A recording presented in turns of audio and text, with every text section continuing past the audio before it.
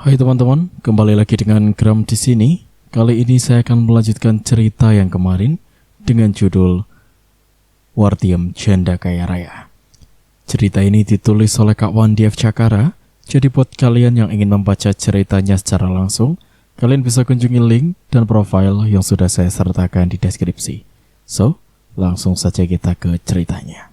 Setelah Baginda pergi, memandangi makhluk kecil di dalam botol kaca itu, wajah makhluk itu tetap mirip dengan bangsa mereka, yaitu berwajah kadal. Namun makhluk kecil ini berkulit merah transparan, sehingga kelihatan organ tubuhnya. Wartiem ingin tahu seberapa besar ukuran makhluk itu jika berada di luar. Maka ia membuka penutup botol itu, dan asap tipis keluar bersama wujud makhluk yang kini berdiri di hadapannya.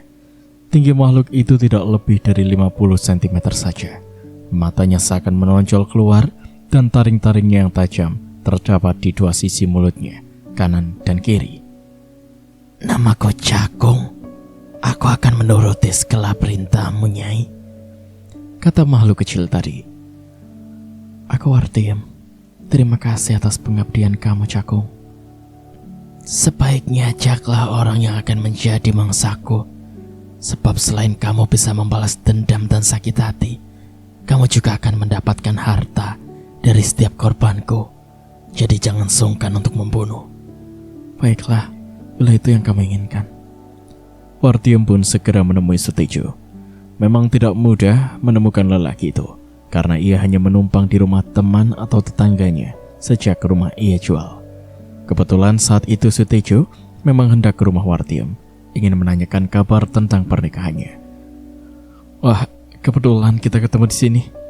Aku baru saja mau ke rumah kamu, kata Sutejo dengan wajah sumringah tentunya. Iya mas, aku sengaja mencari kamu. Kata ayah, pernikahan kita akan dilangsungkan nanti malam setelah Isya. Tempatnya juga bukan di rumah aku, tapi di bawah bukit sana. Alasannya biar lebih sakral lagi katanya. Nanti ayah dan ibuku serta saksi dan penghulu hadir di sana sekitar pukul 7.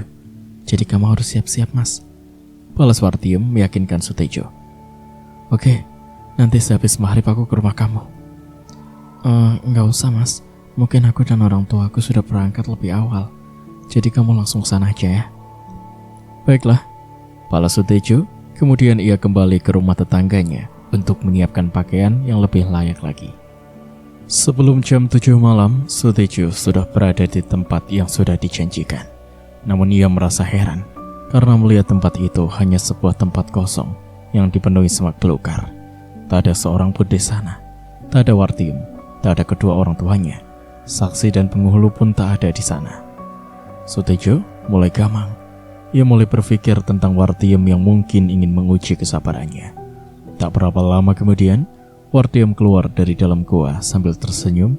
Ia menghampiri Sutejo. Warti, mana orang lainnya? Tanya Sutejo tak sabar. Tak ada siapa-siapa di sini selain kita berdua, mas, balas Wartiem sambil tertawa. Lalu siapa yang akan menikahkan kita? Siapa yang akan menjadi wali kamu? Dan siapa yang akan menjadi saksi? Bukan pernikahan kita, mas, tapi pernikahan kamu dengan malaikat maut yang sebentar lagi akan datang menjemputmu. Wartiem, apa maksud kamu? Jangan buat aku jadi penasaran dong. Sebaiknya kita akhiri saja permainan sandiwara ini. Aku tahu kamu bukan mencintai aku seperti Sutejo yang dulu. Kamu menginginkan hartaku, bukan? Seandainya aku datang sebagai Wartiem, orang yang melarat, apa mungkin kamu mencintai aku? Wartiem menyinggung masa lalunya. Warti, aku masih sama seperti dulu, masih mencintai kamu. Bahkan aku rela kehilangan segalanya demi kamu. Sutejo masih membela diri. Bukan demi aku, tapi demi hartaku. Dan aku jujur sama kamu bahwa aku akan mengakhiri permainan ini. Aku tidak mencintai kamu, mas, tapi justru aku ingin membalas perbuatan kamu atas diriku. Kamu telah menghancurkan hidupku, sehingga aku mencari cara untuk menjerat kamu. Aku berhasil mendapatkan petunjuk yang tepat, dan dalam waktu yang singkat, aku sudah berhasil memiliki kekayaan yang berlimpah. Dan ternyata, apa yang aku perkirakan ternyata benar. Kamu datang kepada aku untuk mengajak rujuk kembali, untuk menutupi kebohongan kamu. Kamu rela kehilangan istri dan rumah orang tua kamu. Sungguh perbuatan yang di luar batas keprimanusiaan.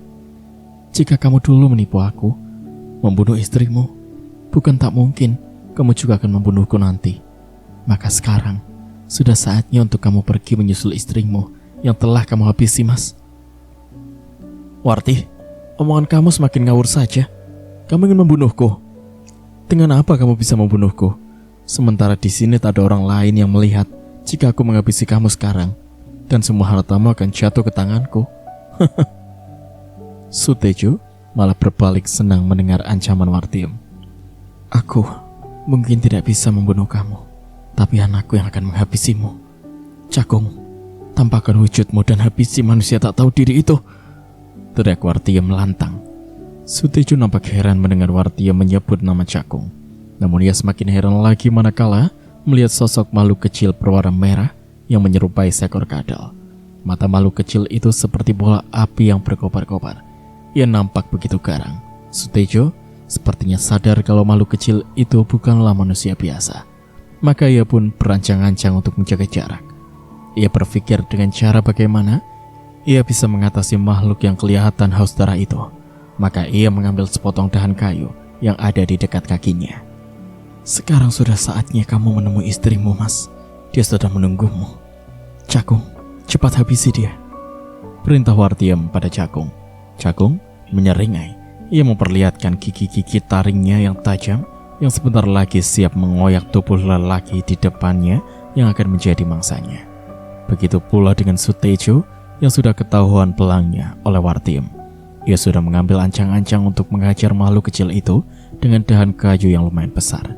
Namun ia lupa, yang ia hadapi kali ini bukanlah seorang anak kecil biasa. Cakung melompat dan menerkam tubuh Sutejo yang berusaha memukulnya dengan kayu. Tapi makhluk kecil itu terlalu lincah. Ia dapat mengelak dari serangan kayu Sutejo, dan tubuh kecilnya terus meluncur lalu hinggap tepat di dada Sutejo. Mantan suami Wartiem itu panik sekali. Ia menepiskan tubuh kecil makhluk itu. Namun Cakung seolah telah melekat pada dada Sutejo. Bahkan ia mulai membuka mulutnya. Taring-taring tajam Cakung mulai terbenam pada urat leher Sutejo yang masih berusaha untuk melepaskan dirinya dari cengkraman makhluk itu. Sutejo mulai kehilangan keseimbangan dan ia pun tersungkur jatuh di dekat batu besar, sehingga membuat makhluk kecil itu semakin mudah terus menekan leher lelaki itu dan menyedot darahnya. Tak ada suara teriakan dari mulut Sutejo karena lehernya terus ditekan. Bahkan sampai pada saat kakinya kelocotan pun ia tetap tidak bisa berteriak. Hingga pada detik terakhir Sutejo harus meregang nyawa pun ia tak sempat mengucapkan kata sumpah serapahnya kepada Wartiem. Tidak hanya menghisap darahnya saja, Cakung juga mengambil organ tubuh Sutejo. Hati dan jantung lelaki malang itu pun menjadi santapan nikmat untuk makhluk kecil pembunuh itu. Dan hal itu membuat Wartiem beberapa kali harus muntah-muntah. Ia merasa mual demi melihat pemandangan yang mengerikan. Cakung menyeringai memperlihatkan taring yang sudah belepotan darah. Cakung telah mengubah dirinya kembali untuk tidak terlihat oleh orang. Dan setelah mualnya dirasa sudah berkurang, Wartiem pun kembali ke rumahnya. Wanita yang dulunya lembut itu sekarang sudah berubah. Wartiem sudah tak memiliki rasa kasihan lagi. Semua ini adalah karena rasa kecewa yang ia alami. Dan untuk kedepannya, ia hanya ingin membunuh dan membunuh. Ia begitu membenci kaum laki-laki yang telah membuatnya menderita. Wahyu, pemuda yang dulu pernah membuat Wartiem hampir gila karena pengaruh ilmu pelet puter gilingnya, tentu saja masuk dalam daftar hitamnya. Karena bagaimanapun, Wahyu telah mencemarkan nama baiknya. Ia dibuat gila, dan itu sungguh sangat memalukan. Padahal, saat itu Wahyu sudah bisa dibilang kehilangan ingatan setelah ilmunya memakan dirinya sendiri. Namun pada saat melihat Wartiem yang tiba-tiba lewat di depan rumahnya, mendadak Wahyu bangkit dari duduknya dan mengejar Wartiem. Wartiem, kamu Wartiem kan? Tanya Wahyu sambil memperhatikan perempuan yang ada di hadapannya dari ujung rambut hingga ujung kaki. Kamu semakin cantik saja, Warti. Apa kamu sekarang sudah punya suami, Warti? Lanjutnya, Wartiem menggelengkan kepala. Ia sengaja memancing apa yang akan dikatakan pemuda sinting itu tentang dirinya. Berarti ini salahku. Aku telah menjerat kamu dengan peletku, dan aku harus bertanggung jawab untuk menikahi kamu. Kamu bersedia kan menikah denganku? Semua ini agar kamu bebas dari pengaruh ilmu pelet puter giling yang sudah merusak dalam jiwa kamu. Laki-laki Wartiem hanya mengangguk saja. Wartiem tahu kalau jiwa pemuda itu sudah terganggu akibat ia melanggar pantangan ilmunya sendiri. Wartiem merasa kasihan pada Wahyu, namun perasaan kasihan itu harus ia buang jauh-jauh, sebab gara-gara pemuda itulah ia telah dibuat malu. Bagaimana saat itu Wartiem merasa selalu ingin bersama Wahyu, bahkan ia merasa tak ada seorang pria pun yang melintas di matanya selain pemuda itu. Namun pernikahan dengan Wahyu harus gagal, karena pemuda itu telah termakan ilmunya sendiri. Jadi Wahyu juga harus bertanggung jawab atas kehancuran hidupnya. Dan tak ada rasa belas kasih pada pemuda itu. Maukah kamu menikah denganku, Warti? Wahyu mengulang pertanyaannya. Tentu saja aku mau, bila kamu benar-benar mencintai aku, balas Wartiem yang membuat Wahyu semakin senang. Kalau begitu, kapan kita menikah? Tanya Wahyu tak sabar.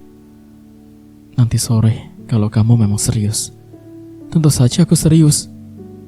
Oke, nanti malam aku jemput kamu.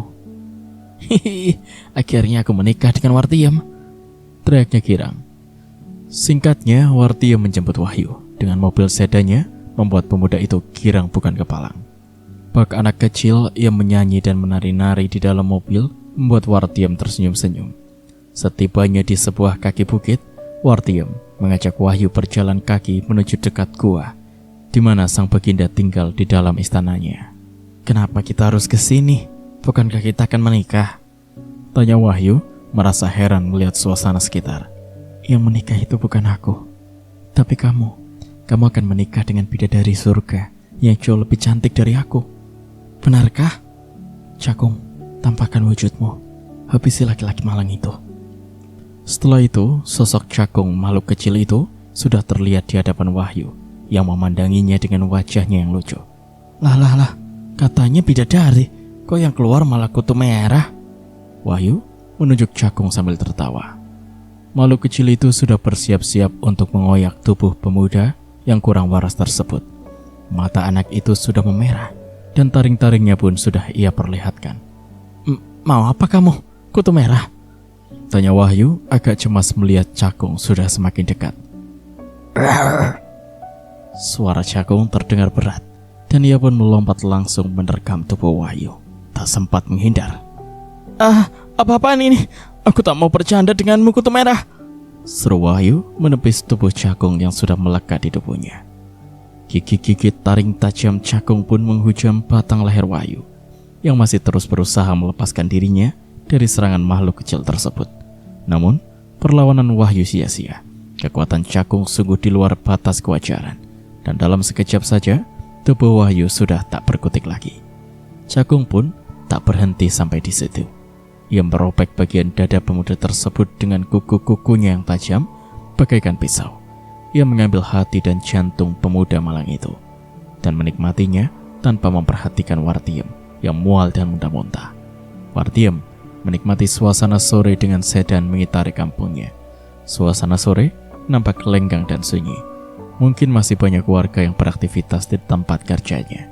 Wartiem menghentikan mobilnya tepat di depan sebuah rumah mewah.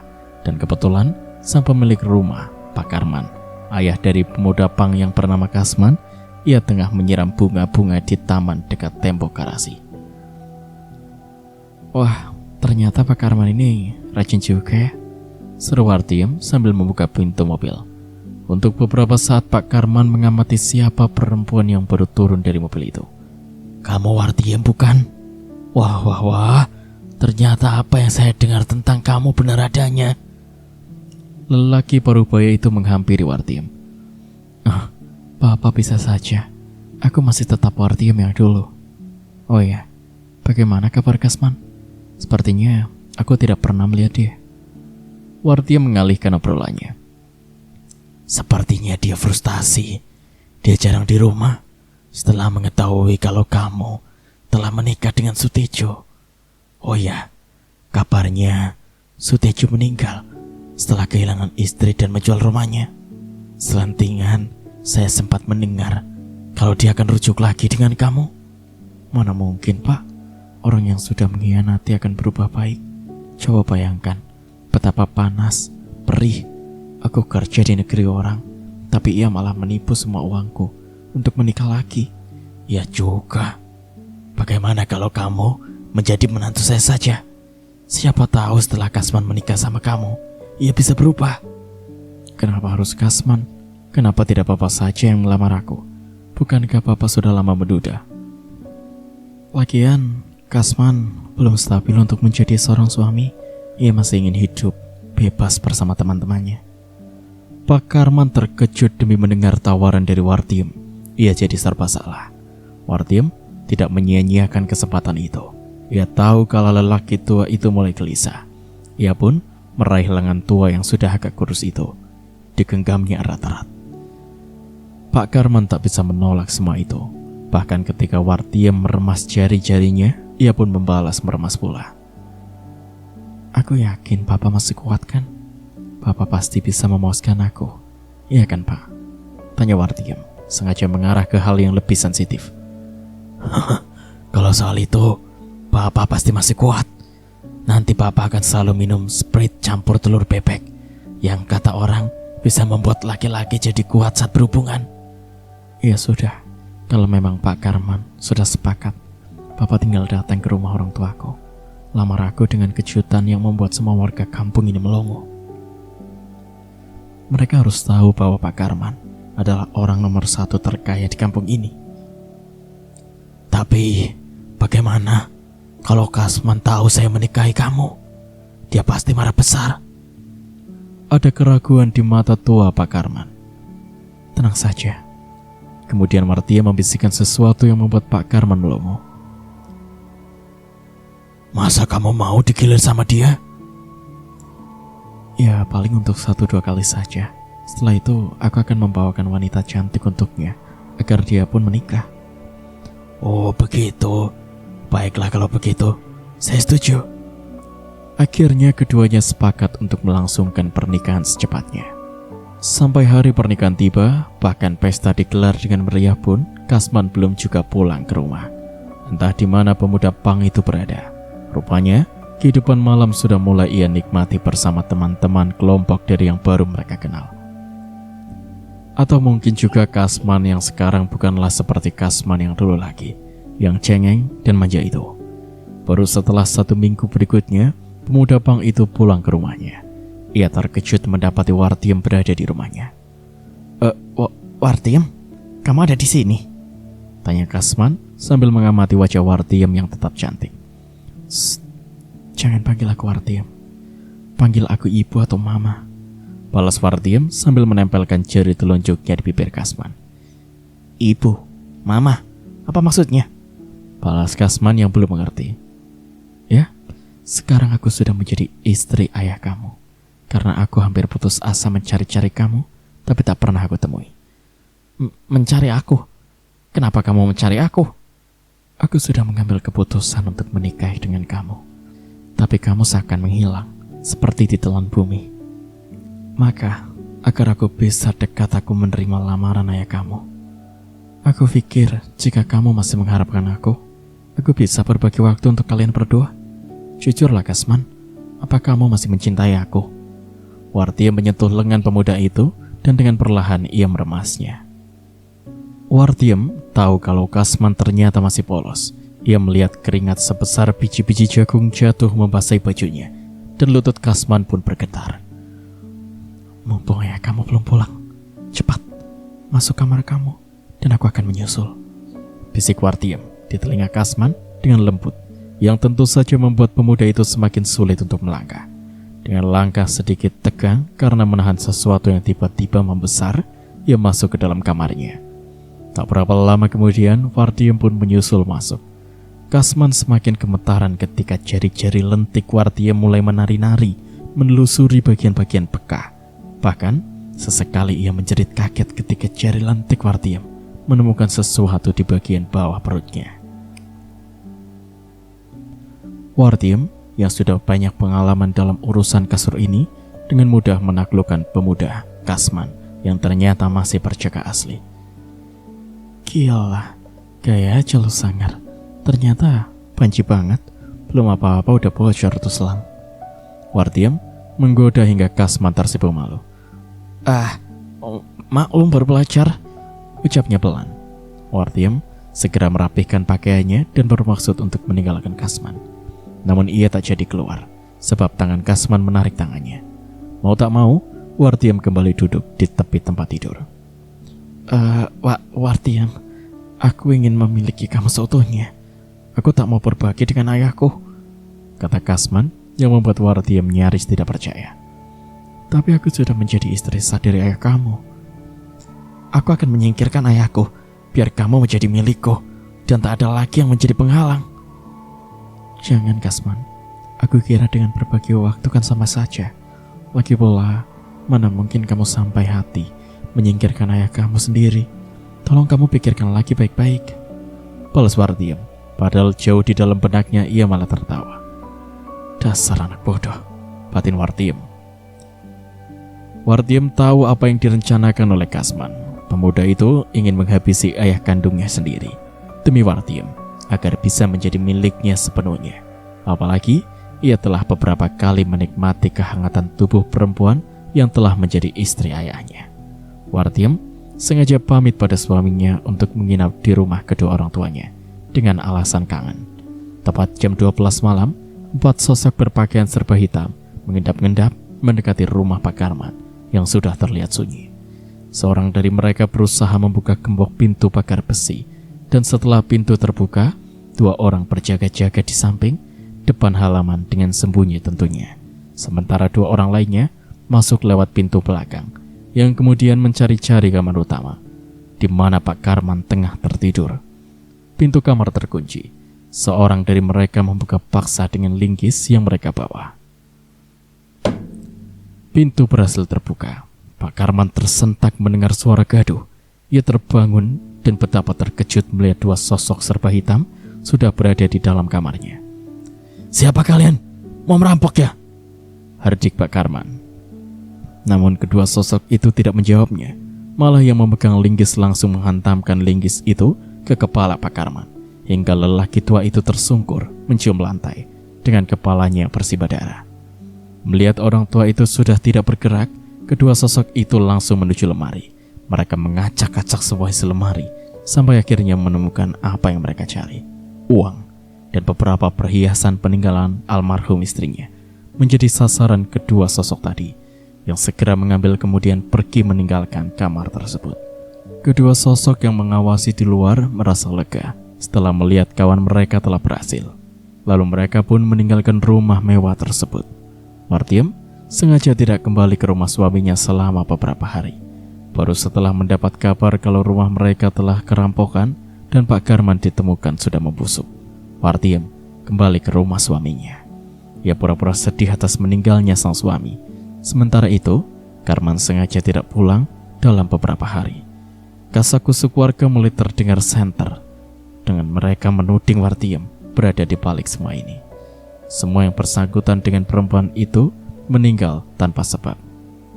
Dari Sutejo yang telah menghabisi nyawa istrinya, hingga Wahyu yang terlihat beberapa waktu dekat dengan Wartiem, lalu sekarang Pak Karman. Setelah ini siapa lagi? Warga mulai menjauhi perempuan kaya raya itu. Bahkan para pemuda yang dulunya memuja-muja kecantikan Wartiem, kini telah mengubur mimpi mereka untuk bisa bersanding dengan perempuan yang semakin hari semakin aneh. Tapi tidak demikian dengan Kasman, pemuda yang telah merasakan nikmatnya tubuh Wartiem, semakin ingin segera menikahi perempuan itu. "Kita tunggu sampai 3 bulan. Aku kira masih banyak orang yang berduka atas kepergian ayah kamu," kata Wartiem membujuk Kasman. Iya, sebenarnya aku juga berduka. Aku juga tidak sampai hati melihat kepala ayahku pecah. Tapi ini aku lakukan demi kamu. Aku mencintai kamu, Arti, balas Kasman romantis. "Sebaiknya kita menikah di tempat lain saja. Yang penting ada yang menyaksikan kalau pernikahan kita sah. Kalau begitu, aku akan bertanya dulu pada orang tuaku. Kamu bersiap saja. Kata Wartiem, dan kesepakatan keduanya membuat Kasman berbunga-bunga. Betapa tidak, ia berangan-angan memiliki istri yang ia dambakan selama bertahun-tahun. Ia juga akan memiliki kekayaan ayahnya, karena ia merupakan anak tunggal. Lengkaplah sudah kebahagiaan pemuda itu jika semuanya bisa terwujud. Sekian untuk part kali ini, nantikan kelanjutan ceritanya di part berikutnya. Terima kasih.